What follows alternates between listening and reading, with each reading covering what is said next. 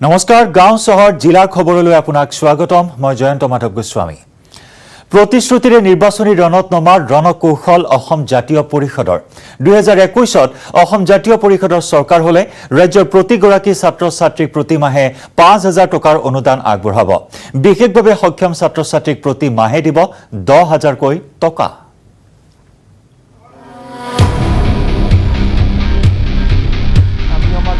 অসম জাতীয় পৰিষদৰ নিৰ্বাচনী অফাৰ চৰকাৰ হলে প্ৰতিজন শিক্ষাৰ্থীক 5000 টকা বিশেষভাৱে সক্ষমলৈ 10000 টকা অসম জাতীয় পৰিষদৰ সভাপতি হিচাপে প্ৰথমখন সংবাদমেলত এই প্ৰতিশ্ৰুতি দিলে লুৰিণজ্যোতি গগৈয়ে অসম জাতীয় পৰিষদৰ চৰকাৰ হলে প্ৰতিগৰাকী শিক্ষিত নিবনুৱা যুৱক যুৱতীক আমি মাহে 5000 টকাৰ আৰ্থিক সাহায্য আমি আগবঢ়াম যিসকল বিশেষভাৱে কাৰিকৰীভাৱে সক্ষম 10000 টকাকৈ প্ৰতি মাহে চৰকাৰ আৰম্ভ হোৱাৰ পৰাই আমি তেখেতসকলক আৰ্থিক সাহায্য বা ভাত্তা আগবঢ়াম নাগৰিকত্ব সংশোধনী আইনৰ বিৰুদ্ধে পুনৰ সৰব হৈ লুৰিণজ্যোতিৰ স্পষ্ট কথা অসম জাতীয় পৰিষদৰ চৰকাৰ হলে ৰাজ্যত বলবৎ হ'বলৈ নিদিয়ে নাগৰিকত্ব সংশোধনী আইন কা বিৰোধী যিটো আমাৰ স্থিতি এইটো স্পষ্ট আমি কোনো কাৰণতে কেতিয়াও কা অসমত বলবৎ হ'বলৈ নিদিওঁ এখন চৰকাৰ আহিলে কাৰ বিৰুদ্ধে আমাৰ স্থিতি আমাৰ স্পষ্ট কোনো কাৰণতে কেতিয়াও আমি কা অসমত বলবৎ হ'বলৈ নিদিওঁ এই কথা স্পষ্ট আগন্তুক নিৰ্বাচনত বিজেপিক উৎখাতৰ লক্ষ্য অসম জাতীয় পৰিষদৰ বিজেপিক উৎখাতৰ স্বাৰ্থত ঐক্যবদ্ধ হ'ব সকলো আঞ্চলিক শক্তি বিজেপি চৰকাৰক অসমৰ পৰা উৎখাত কৰাৰ স্বাৰ্থত সমগ্ৰ অসমৰ প্ৰতিটো আঞ্চলিকতাবাদী শক্তি আমি একত্ৰিত কৰি স্বাভিমানী জাতীয়তাবাদ প্ৰতিষ্ঠা কৰিবৰ কাৰণে আমাৰ মাটি ভেটি সুৰক্ষা কৰিবৰ কাৰণে আৰু ঐক্যবদ্ধ আমি যিটো জাতীয়তাবাদ বা আঞ্চলিকতাবাদক আমি শক্তিশালী ৰূপত আগবঢ়াই লৈ যাবৰ কাৰণে এই প্ৰক্ৰিয়া আমি আৰম্ভ কৰিম 2020 বছৰটো বিজেপিৰ ওচৰত আঁঠুলোৱাৰ বৰ্ষ বুলি অভিহিত কৰি অসম জাতীয় পৰিষদৰ নৱনিৰ্বাচিত সভাপতিজনে লগতে কয় যে 2021 বৰ্ষত অসমীয়াৰ স্বাভিমান ৰক্ষাৰ বাবে সকলোৱে আগবাঢ়ি আহিব লাগিব সমগ্ৰ অসমৰ প্ৰতিগৰাকী ব্যক্তিক আমি আহ্বান জনাব খুজিছো জাতি বৰ্ণ ধৰ্ম নিৰ্বিশেষে সাম্প্ৰদায়িকতা ফেচিষ্ট মানসিকতা বা স্বৈৰতান্ত্ৰিক শাসন ব্যৱস্থা বিভাজনৰ ৰাজনীতি প্ৰতিগৰাকী ব্যক্তিয়ে যাতে আহি এই অসম জাতীয় পৰিষদৰ লগত যাতে সামিল হয় যোগদান কৰে সহায় সহযোগিতা কৰিবৰ কাৰণে আমি আহ্বান জনাইছো কেন্দ্ৰীয় গৃহমন্ত্ৰী অমিত শ্বাহকো আক্ৰমণৰ লক্ষ্য কৰি ল'লে লুৰিণজ্যোতিয়ে গুৱাহাটীলৈ আহি অমিত শ্বাহে ৰাজ্যৰ বীৰ শ্বহীদসকলক চূড়ান্তভাৱে অপমান কৰিলে বুলিও ক্ষোভ উজাৰে অসম জাতীয় পৰিষদৰ সভাপতিজনে পুনৰবাৰ ভাৰতবৰ্ষৰ কেন্দ্ৰীয় গৃহমন্ত্ৰী ডাঙৰীয়া অসমলৈ আহি গণতান্ত্ৰিক ব্যৱস্থাত গণ আন্দোলনৰ যিটো ভূমিকা ইয়াক সম্পূৰ্ণৰূপে নাৎসাত কৰি গণ আন্দোলন বা আন্দোলনৰ যোগেদি কোনো নাপায় কেৱল মাত্ৰ শ্বহীদ হয় বুলি শ্বহীদসকলৰ ত্যাগক অপমান কৰিছে ভাৰতবৰ্ষৰ স্বাধীনতাৰ সময়ত এই যি স্বাধীনতা সংগ্ৰাম আছিল স্বাধীনতা সংগ্ৰামৰ বীৰ শ্বহীদসকলকো চূড়ান্তভাৱে অপমান কৰিছে পবিন্দ্ৰ ডেকা অধিক ফুকন জগদীশ ভূঞাক কাষত বহুৱাই লুৰিণজ্যোতি গগৈয়ে 2021 বৰ্ষত জাতীয়তাবাদৰ ভেটি সুদৃঢ় কৰিবলৈ আহ্বান জনায় ৰাজ্যবাসী কেমেৰা পাৰ্চন মনোজ দৌৰাৰ সৈতে বিপুল বৰ্মনৰ report news 18 Assam north east 2 জানুৱাৰীৰ পৰা মুকলি হ'ব অসম ৰাজ্যিক চিৰিয়াখানা কৰোনাৰ বাবে সুদীৰ্ঘ 9 মাহে বন্ধ হৈ আছিল ৰাজ্যিক চিৰিয়াখানা অনলাইনৰ জৰিয়তেহে টিকট বুকিং কৰিব পাৰিব দৰ্শনাৰ্থীয়ে আৰু এদিনত প্ৰৱেশ কৰিব পাৰিব 1000 দৰ্শনাৰ্থীয়ে 2 জানুৱাৰীৰ পৰা খোল খাব ৰাজ্যিক চিৰিয়াখানা অনলাইনৰ জৰিয়তে প্ৰৱেশ টিকট ক্ৰয় কৰিব লাগিব দৰ্শনাৰ্থীয়ে চিৰিয়াখানাত এদিনত প্ৰৱেশ কৰিব পাৰিব কেৱল 1000 দৰ্শনাৰ্থী 9টা মাহৰ বিৰতিৰ পিছত অসম ৰাজ্যিক চিৰিয়াখানাৰ জীৱ-জন্তু প্ৰত্যক্ষ কৰিব পাৰিব দৰ্শনাৰ্থীসকলে কোভিড পৰিৱেশৰ পিছত চিৰিয়াখানা 2021 বৰ্ষৰ 2 জানুৱাৰীৰ পৰা খুলিবলৈ যোজা চলাইছে কৰ্তৃপক্ষই। জানুৱাৰী মাহৰ পৰা চিৰিয়াখানা খোল খাব যদিও এটা দিনত চিৰিয়াখানাত প্ৰৱেশ কৰিব পাৰিব 1000 দৰ্শনাৰ্থীহে। জীৱ-জন্তু চাব বিচৰা লোকে 11টা ৱেবছাইটত বুকিং কৰিব লাগিব টিকট। 31st আমাৰ ওপেনিং সেৰেমনি হ'ব।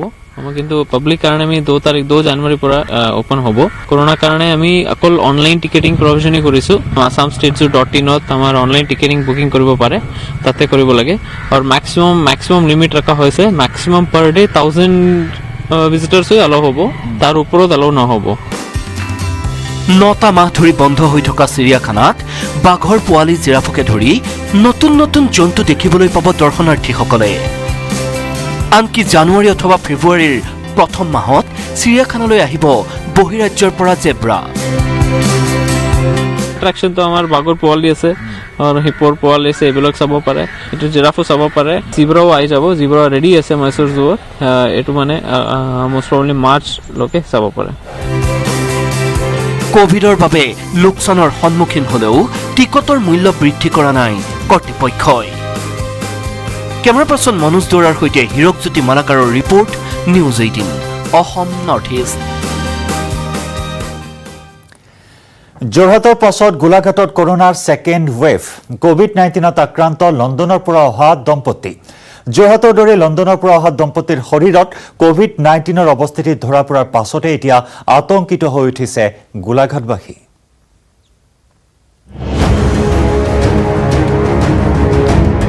যোৰহাটৰ পাছত গোলাঘাটত কৰোনাৰ ছেকেণ্ড ৱেভ। কোভিড-19ত আক্ৰান্ত লণ্ডনৰ পৰা অহা দম্পতি। গোলাঘাটত আতংক। যোৰহাটৰ দৰেই লণ্ডনৰ পৰা অহা দম্পতিৰ শৰীৰত কোভিড-19ৰ অৱস্থিতি ধৰা পৰাৰ পাছতে আতংকিত হৈ পৰিছে গোলাঘাটবাসী। 12 ডিচেম্বৰত গোলাঘাটৰ ঘৰত উপস্থিত হৈছিল আগৰৱাল দম্পতি। লণ্ডন এৰাৰ পূৰ্বে দম্পতিয়ে কৰাইছিল প্ৰয়োজনীয় কোভিড-19ৰ পৰীক্ষা। দিল্লী পোৱাৰ পাছতো দুয়োৰে শৰীৰত ধৰা পৰা নাছিল কৰোনাৰ অৱস্থিতি। আনকি গোলাঘাটৰ ঘৰ সোমোৱাৰ পূৰ্বেও নিগেটিভ আহিছিল আগৰৱাল দম্পতিৰ ৰেপিড টেষ্টৰ ফলাফল। কিন্তু গোলাঘাটত উপস্থিত হোৱাৰ 15 দিনৰ পাছত শেহতীয়াকৈ কৰোৱা RT-PCR পৰীক্ষাত পতি পত্নীৰ শৰীৰত ধৰা পৰিল কোভিড-19ৰ অৱস্থিতি। 26 তাৰিখে ৰেড কৰিলোঁ, ৰেড কৰোঁতে নিগেটিভ আহিল আৰু সেইদিনে আমি RT-PCR কাৰণে পঠাই দিলোঁ। এতিয়া RT-PCR পজিটিভ আহিল। যেতিয়া পজিটিভ আহিলে আমি যোৰহাটলৈ পঠাই দিলোঁ। যোৰহাটত ৰাখি থৈছিলোঁ যে যোৰহাটৰ পৰা NID পুনেলৈ সেই স্বাবটো আকৌ পুনৰ লৈ টেষ্ট কৰিব লাগিব। ঘৰৰ ওচৰৰ যিখিনি মানুহ আছিলে সংস্পৰ্শলৈ সকলোখিনিকে সংস্পৰ্শলৈ ঠিক অহা নাই, আঁতৰি আছোঁ বুলিয়ে কৈছে। হ'লেও ওচৰে পাজৰে যিখিনি আছে সকলোৱে আমি টেষ্ট কৰাৰ ব্যৱস্থাও কৰিছোঁ। কৰোনাৰ অৱস্থিতি ধৰা পৰা মাত্ৰকে স্বাস্থ্য বিভাগে যোৰহাট চিকিৎসা মহাবিদ্যালয়লৈ প্ৰেৰণ কৰিছে আগৰৱাল দম্পতি। লগতে পৰীক্ষাৰ বাবে আগৰৱাল দম্পতিৰ সংস্পৰ্শলৈ অহা প্ৰতিজন লোকৰ স্বাব সংগ্ৰহ কৰিছে গোলাঘাটৰ স্বাস্থ্য বিভাগে। যোৰহাটৰ পাছতে লণ্ডনৰ পৰা ঘৰলৈ অহা দম্পতি কৰোনাত আক্ৰান্ত হোৱা ঘটনাই আতংকিত কৰি তুলিছে গোলাঘাটবাসী। গোলাঘাটৰ পৰা ইউনিছ আলীৰ report, news 18 Assam north east. গাঁও চহৰ জিলাৰ খবৰ অব্যাহত ৰাখিম। লৈছো এটি বাণিজ্যিক বিৰতি। সময়ত মন্ত্ৰিত্ব ত্যাগেৰে কান্দি কান্দি গৃহ সমষ্টিত ভৰি থৈছিল অগপ মন্ত্ৰী ফণীভূষণ চৌধুৰীয়ে। নাটকৰ আঁৰৰ ৰহস্য বুজি পায়ো মনে মনে আছিল প্ৰকৃত জাতীয় ভাৱধাৰাৰে পুষ্ট বহু নেতা কৰ্মী। পিছে আৰু নহ'ব। সময়ৰ হৰ সময়ত মাৰিলে ফণীভূষণত দুৰ্গৰূপে পৰিচিত দাংতল পঞ্চায়তৰ নেতাকৰ্মীয়ে। মন্ত্ৰী ফণীভূষণ চৌধুৰীৰ মন্তব্যৰ 48 ঘণ্টা নহলেই ফণীভূষণৰ দুৰ্গতে প্ৰথমটো আঘাত হানিলে অসম জাতীয় পৰিষদে। নিৰ্বাচন নেখেলাকৈ পঞ্চায়ত দখল নৱগঠিত আঞ্চলিক দলৰ। নিৰ্বাচন আহিছে, অসম গণ পৰিষদৰ ভেটি খহিছে। অসম গণ পৰিষদ এৰি দলে বলে জাতীয় পৰিষদত যোগ দিলে ডাংতল পঞ্চায়তে। ডাংতল পঞ্চায়তৰ অন্তৰ্গত আঞ্চলিক পঞ্চায়তৰ সদস্যা সভানেত্ৰী আৰু সদস্যসহ সংখ্যাগৰিষ্ঠ 8 গৰাকীকৈ প্ৰতিনিধিয়ে অসম জাতীয় পৰিষদত যোগ দিয়ে। কিন্তু কিয় অগপৰ প্ৰতি বিতুষ্ট এইসকল নেতাকৰ্মী? বিতৰ্কিত নাগৰিকত্ব সংশোধনী বিধেয়কক লৈ মন্ত্ৰী ফণীভূষণ চৌধুৰীয়ে কৰা নাটক দেখি সন্তুষ্ট নহল এইসকল অসম গণ পৰিষদৰ নেতাকৰ্মী। কেৱৰ পৰা মাননীয় মন্ত্ৰী ফণীভূষণ চৌধুৰী ডাঙৰীয়ে তেখেতে যি নাটক কৰিলে, যে কান্দা কাটাৰ নাটক, আৰু সেইখিনিতে আমি আচলতে অতিষ্ঠ হৈছোঁ। আমি যিহেতু অসম গণ পৰিষদৰ এটা আঞ্চলিকতাবাদী দল, অসম গণ পৰিষদ দল জাতীয়তাবাদী দল, তেখেতে আজি আমাক বাধ্য কৰাল বেলেগ দলত লৈ যাবৰ কাৰণে। কেৱল ডাংতল পঞ্চায়তেই নহয়, আৰু অসম গণ পৰিষদ ত্যাগ কৰি জাতীয় পৰিষদত যোগদানৰ অপেক্ষাত আছে বহুকেইখন পঞ্চায়তৰ নেতাকৰ্মী। অসম জাতীয় পৰিষদৰ যিহেতু আমি জইন কৰিলোঁ, যোগদান কৰিলোঁ, আৰু তাৰ লগে লগে আমি এতিয়া নিশ্চয় জাতীয় পৰিষদৰ কাম কাজবিলাক আমি আগুৱাই লৈ যাম। ফণীভূষণ চৌধুৰী ভাঙা পতাৰ অৱস্থাত গতিকে গোটেই অগপৰ দলটোক ধ্বংস কৰিছে। গতিকে মই মাননীয় আমাৰ সভাপতি অতুল বৰা দেৱক, আমি তেখেতৰ কুচকুণ্ঠাৰ যাতে বলি নহয়, মই তেখেতক যদিও মই আজি অগপন নাই, তথাপি তেখেতৰ কুচকুণ্ঠাৰ পৰা আঁতৰি থাকিবৰ কাৰণে তেখেতক মই অনুৰোধ জনাইছোঁ অগপৰ আঞ্চলিকতাবাদৰ স্বাৰ্থত। গুৱাহাটীৰ হোটেল প্ৰাগ কণ্টিনেণ্টেলত কাৰ্যনিৰ্বাহক সভাত ডাংতল পঞ্চায়ত প্ৰতিনিধিসহ 19 জনীয়া দলে নৱগঠিত দলটোত যোগদান কৰে। ইয়াৰ লগে লগে অসম জাতীয় পৰিষদে অগপৰ দুৰ্গত ভৰি থৈ প্ৰথমবাৰতে এখন পঞ্চায়ত দখল কৰিবলৈ সক্ষম হ'ল। পূৰ্বৰ পৰাই 100% অসম গণ পৰিষদৰ পঞ্চায়ত প্ৰতিনিধিৰে জয়যুক্ত হৈ অহা পঞ্চায়তখন অগপৰ হাতৰ পৰা হেৰুৱাবলগীয়া হোৱাত অগপৰ বাবে আগন্তুক বিধানসভা নিৰ্বাচনৰ পূৰ্বে আন এক চিন্তাৰ কাৰণ হিচাপে চিহ্নিত হৈছে। বঙাইগাঁৱৰ পৰা উপানন্দ শৰ্মাৰ report, news 18 Assam north east. AMCHৰ চিকিৎসক অজন্ত হাজৰিকাৰ আত্মসমৰ্পণ। চাকৰিৰ বিনিময়ত বৃহৎ ধনৰ লেনদেনৰ অভিযোগত অভিযুক্ত হাজৰিকা 22 দিন ধৰি পলাতক হৈ আছিল ডাক্তৰ অজন্ত হাজৰিকা। ডিব্ৰুগড় জিলা আৰু সত্ৰ ন্যায়াধীশৰ আদালতত আত্মসমৰ্পণ কৰে ডাক্তৰ অজন্ত হাজৰিকাই। অভিযুক্ত চিকিৎসক অজন্ত হাজৰিকাক ন্যায়িক জিম্মালৈ প্ৰেৰণ আদালতৰ। AMCHৰ চিকিৎসক অজন্ত হাজৰিকাৰ আত্মসমৰ্পণ। চাকৰিৰ বিনিময়ত বৃহৎ ধনৰ লেনদেনৰ অভিযোগত অভিযুক্ত হৈ আছিল হাজৰিকা। বিগত 22 দিন ধৰি পলাতক হৈ আছিল ডাক্তৰ অজন্ত হাজৰিকা। ডিব্ৰুগড় জিলা আৰু সত্ৰ ন্যায়াধীশৰ আদালতত আত্মসমৰ্পণ কৰে অভিযুক্ত চিকিৎসক অজন্ত হাজৰিকাক ন্যায়িক জিম্মালৈ প্ৰেৰণ আদালতৰ। অজন্ত হাজৰিকাৰ ওপৰত তেখেতৰ বেগ দিয়া মানুহ নিশ্চয় আছে, নহ'লে সি ইমান ডাঙৰ যে এটা কৰাপশ্যনৰ হেৰি যে টকা পইচা লেনদেনৰ হেৰি কৰিব নোৱাৰিলেহেঁতেন। এই ধৰণৰ আৰু কিমান সি মানুহৰ পৰা টকা পইচা লৈছে, তো তাক কোনোমতেই আইনৰ প্ৰক্ৰিয়া অনুযায়ী তাক ৰেহাই কৰিব নোৱাৰে। আইনৰ হেৰি অনুযায়ী যিটো দণ্ড পানিছমেণ্ট দিব লাগে সেইটো দিব লাগে। অজন্ত হাজৰিকাৰ ক্ষেত্ৰত আমি আজি কোনো ধৰণৰ বেল পিটিশ্যন মুভ কৰা নাই। তেখেতৰ অকল আমি যিটো চাৰেণ্ডাৰ, সেই চাৰেণ্ডাৰ পিটিশ্যনেই মুভ কৰিছোঁ, আৰু চাৰেণ্ডাৰ পিটিশ্যনখন কোৰ্টে একচেপ্ট কৰিছে। একচেপ্ট কৰি তেখেতক বৰ্তমান জুডিচিয়েল কাষ্টডিত লৈছে। এতিয়ালৈকে পুলিচে কোনো ধৰণৰ কাষ্টডি বিচৰা নাই, সেইকাৰণে আদালতে অট'মেটিকলি জেললৈ পঠিয়াইছে। আৰু ইও সাধাৰণতে আচলতে এইটো ক'ভিডৰ সময়ত কিবা যদি কৰিবলগীয়া আছে মষ্ট প্ৰবেবলি জেলতে তেখেতসকলে ইণ্টাৰভিউ কৰিব। নাই, এতিয়ালৈকে তেনেকুৱা পৰ্যায়লৈ অহা নাই। পৰৱৰ্তী সময়ত দেশত আৰম্ভ হ'ল বিশ্বজুৰি ত্ৰাসৰ সৃষ্টি কৰা কৰোনা বধৰ আখৰা। অসমৰ শোণিতপুৰ আৰু নলবাৰী জিলাত অনুষ্ঠিত হৈছে কৰোনাৰ ভেকচিন প্ৰদানৰ প্ৰশিক্ষণ।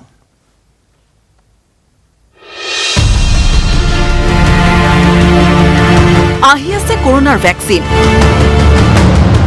আৰম্ভ হ'ল কৰোনা বধৰ প্ৰক্ৰিয়া। দেশৰ 4 ৰাজ্যত ভেকচিন প্ৰদানৰ প্ৰশিক্ষণ। এই 4 ৰাজ্যৰ ভিতৰত আছে অসমো। সোমবাৰৰ পৰা শোণিতপুৰ আৰু নলবাৰী জিলাত আৰম্ভ হৈছে ভেকচিন প্ৰদানৰ প্ৰশিক্ষণ। শোণিতপুৰ জিলাৰ তেজপুৰ চিকিৎসা মহাবিদ্যালয় হাস্পতালৰ লগতে তেজপুৰ নগৰীয়া প্ৰাথমিক স্বাস্থ্য কেন্দ্ৰ, ব্যক্তিগত খণ্ডৰ টাইমছ হস্পিটেল আৰু ঢেকিয়াজুলিৰ 2খনকৈ হস্পিটেলত অনুষ্ঠিত হৈছে ভেকচিন প্ৰদানৰ প্ৰশিক্ষণ। কোভিড-19 ভেকচিন যদি আহিলে আমি কেনেকৈ মানে প্ৰিপেৰেশ্যন কৰিব পাৰিম, কেনেকৈ আমাক আৰ্বান পপুলেশ্যনত দিব পাৰিম, তাৰ কাৰণে আমি এজ এ মক ড্ৰিল আজি প্ৰিপেৰেশ্যন ডে ধৰি কিনে আজি আৰু কাইলৈ ডেম'ৰ ডে, সেইকাৰণে আমি আজি আৰু কাইলৈ থৈছোঁ। কাইলৈ ডেম'ৰ কাৰণে আমি মানে কোভিড-19 ভেকচিন কেনেকৈ দিব পাৰিম মানে সেইকাৰণে মানে প্ৰিপেৰেশ্যন আৰু ডেম'ৰ কাৰণে থৈছোঁ। অৱশ্যে শোণিতপুৰত সোমবাৰে প্ৰস্তুতিৰ বিপৰীতে মঙলবাৰেহে অনুষ্ঠিত হ'ব ভেকচিন প্ৰদানৰ প্ৰশিক্ষণ। ইফালে নলবাৰীতো আৰম্ভ হৈছে ভেকচিন প্ৰদানৰ প্ৰশিক্ষণ। অসমৰ উপৰিও অন্ধ্ৰপ্ৰদেশ, গুজৰাট আৰু পাঞ্জাৱতো অনুষ্ঠিত হৈছে ভেকচিন প্ৰদানৰ দুদিনীয়া প্ৰশিক্ষণ কাৰ্যসূচী। তেজপুৰৰ পৰা হেমন্ত কুমাৰ নাথৰ report, news 18 Assam north east.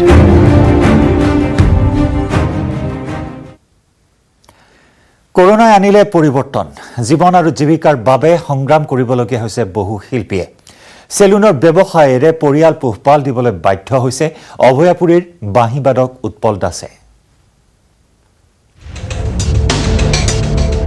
মহামাৰী কৰোনাই আনিলে পৰিৱৰ্তন। বহুতৰ জীৱন সলালে মহামাৰী কৰোনাই। বিশ্বত কৰোনা মহামাৰীৰ সন্ত্ৰাস এতিয়াও অব্যাহত। মাৰ্চ মাহৰ পৰা চলি থকা কৰোনাৰ এই সন্ত্ৰাসৰ কেতিয়া অৱসান ঘটিব সেয়া কোনেও নাজানে। কিন্তু এই কৰোনাই বহুতৰ জীৱনলৈ আনিলে পৰিৱৰ্তন। বিশেষকৈ সাংস্কৃতিক অনুষ্ঠান আৰু থিয়েটাৰসমূহ বন্ধ হোৱাৰ ফলত বহু সাংস্কৃতিক কৰ্মীয়ে জীৱিকা পালনৰ বাবে ল'বলগীয়া হৈছে বেলেগ পথ। এই কৰোনাৰ বাবে বঙাইগাঁৱৰ এগৰাকী উদীয়মান বাঁহীবাদকে হাতত বাঁহীৰ পৰিৱৰ্তে ল'বলগীয়া হৈছে কেঁচি, খুলিবলগীয়া হৈছে চেলুন। একমাত্ৰ কাৰণ দীৰ্ঘদিন ধৰি ৰাজ্যত সাংস্কৃতিক অনুষ্ঠানসমূহ বন্ধ হৈ থকাৰ বাবে বন্ধ হৈ পৰিছে উপাৰ্জনৰ পথ। এইজন উৎপল দাস। কোকৰাঝাৰৰ যুৱক উৎপলে বাঁহী খুব ভাল পায়। বাঁহীক লৈ বহু সপোন এই যুৱকজনৰ। বাঁহী পালেই আপোন পাহৰা হৈ পৰে উৎপল।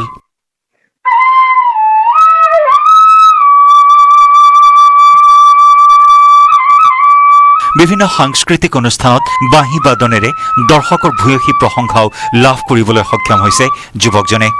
কিন্তু এতিয়া বাঁহী এৰি হাতত কেঁচি ল'বলৈ বাধ্য হৈছে। বঙাইগাঁও জিলাৰ অভয়াপুৰীত হেয়াৰলুন নামৰ এখন চেলুন খুলি এতিয়া জীৱন যুঁজত অৱতীৰ্ণ হৈছে এইজন উদীয়মান বাঁহীবাদকে। গ্ৰাহকৰ ভিৰৰ মাজে মাজে এতিয়াও সুযোগ বুজি হাতত তুলি লয় বাঁহী।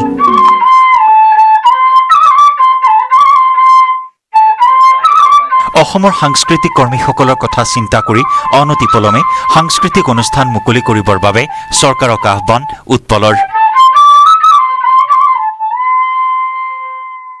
অসম চৰকাৰে এই কোভিড প্ৰটকল মানি যিকোনো উপায়েৰে আমাৰ সাংস্কৃতিক অনুষ্ঠানসমূহ যেন মুকলি কৰি দিয়ে। কাৰণ মোৰ দৰে বহুতো সংস্কৃতিৰ লগত জড়িত থকা ব্যক্তিয়ে বা আমাৰ মিউজিচিয়ানখিনিয়ে বহুত কষ্টত থাকিব লগা হৈছে। কোনোবাই গাড়ী চলাইছে, কোনোবাই আজি মই যেনেকৈ কেঁচিখন হাতত লৈছো, কোনোবাই বেলেগ বেলেগ পন্থা হাতত ল'ব লগা হৈছে।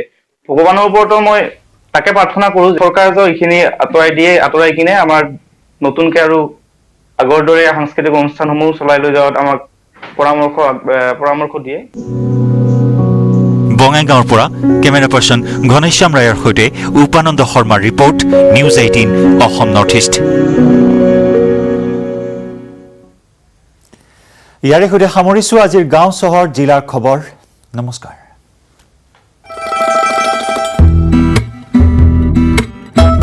এইটো সপ্তাহৰ দাদাৰ পছন্দ মজন্তা শুজ।